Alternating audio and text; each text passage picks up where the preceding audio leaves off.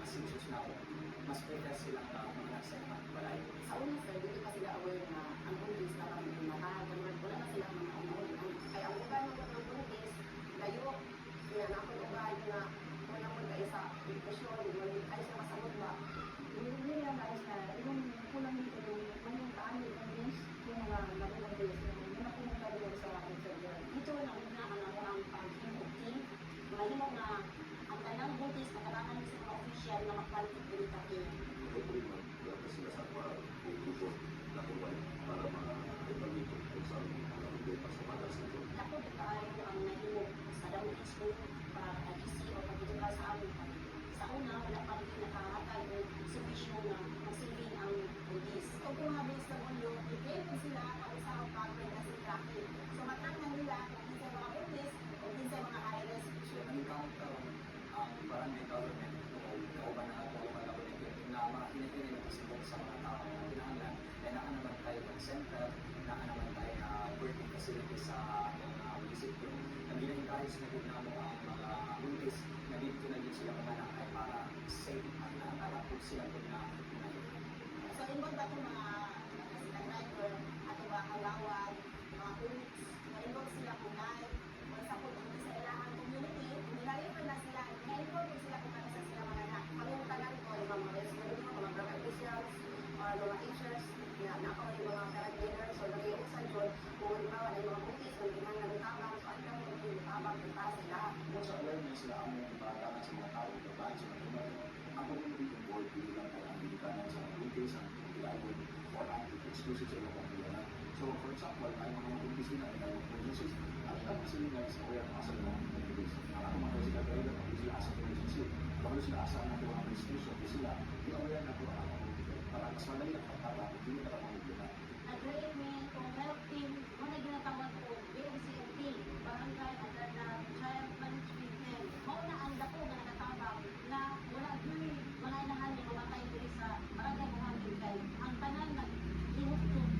Hindi ba ko mapaanak sa amo ang barangay, train mo ko na hinuk. Ayun na po, hindi na kami yung partner na mo. Sila kung kaayos yun siya natabang, since nanay counterpart ang barangay with regards to logistics and services sa ako ang MLH. So nakita na po kung usap na kanang nahigod ang ako programa sa paglawas tungod sa mga partners na atong buliwat. Sa support sa barangay, nanay regular consultation and visitation, aron na yun siya accessible sa ako ang mga buntis. Nagkagamay na ang na anak sa balay, tapos karon 0% ng mga anak sa balay. Asawa ang buong na kung ganun na nagkabang government, ayun na ilang katiyan mga gusto ko, nagkabang sila, sa balay mga problema sa arkibo, ako ang lang sa barangay. Ipag sila sa mga komunidad, pati na sa atong lungsod, ang resulta na is mga tayo. Okay, ako ang mga mamaya ito, ang mga bibigyan ito. Tinutari ng atong mga stakeholders, ginawag ko sila magpasamot sa atong mga kaigsuunan. Kung sila po, sila ang nag-encourage na atong mga traditional na mga hilot o atong traditional na pamahalis sa pamananak na ato na kinahinayan na mawagtang kaya nato ang safety sa inahan kung sa bata na wala din ito mamatay sa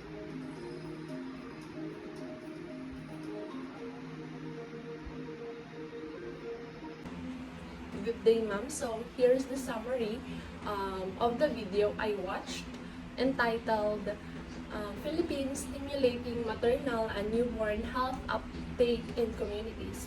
It talks about how the different communities in the Philippines, especially dun sa lugar ng Davao, which are the Davao Occidental, the Davao Oriental, work together to help pregnant women and newborns.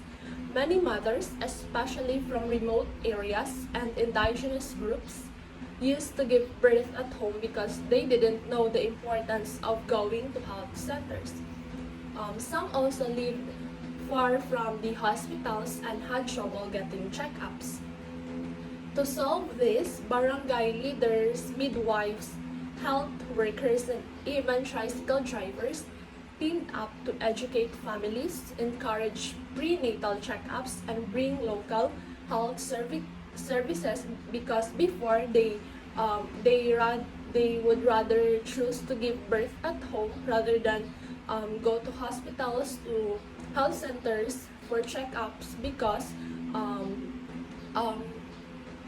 because mahihirapan sila for the transportation and also kasi malayo. That's why mas gusto nila na manganak na lang sa bahay. WHO played a big role in training health workers and improving local health services. The community's teamwork led to safer childbirth, fewer home births, and even better health for mothers and the babies because gumawa sila ng team, which is the Team D.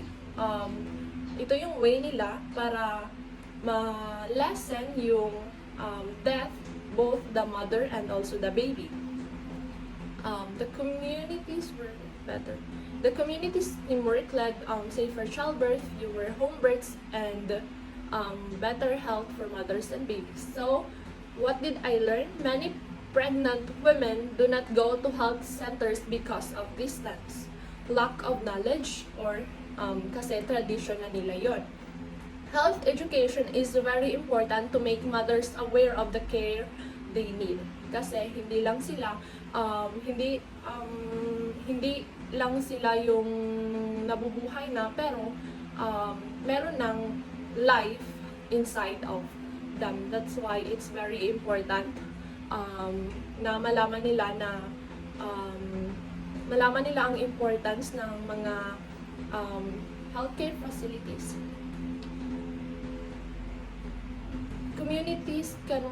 I also learned that communities can work together to help pregnant women.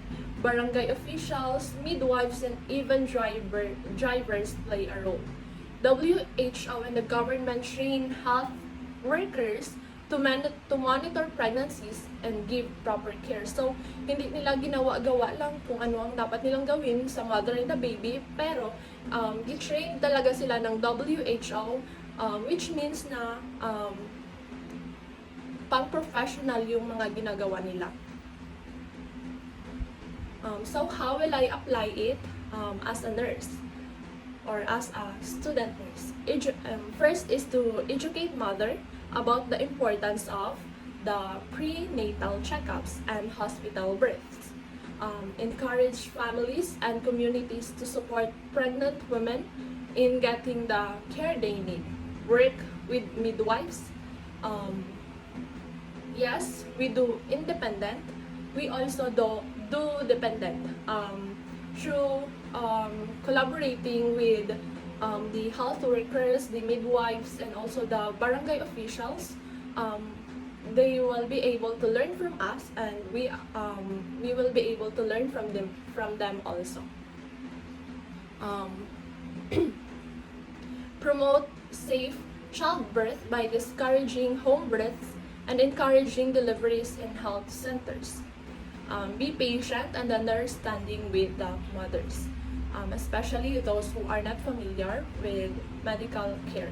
So, kailangan ma-understand talaga natin as nurses na hindi lahat ng tao is knowledgeable or madaling makakaintindi. Merong dapat pag once na magtanong-tanong sila, dapat sagutin natin ng maayos, professionally, and also especially yung may mga tribo-tribo kasi hindi sila makababa sa city. Diyan ay sa remote areas lang talaga sila, so hindi sila aware, and kailangan tayo yung tuturo sa kanila. That would be all. Thank you.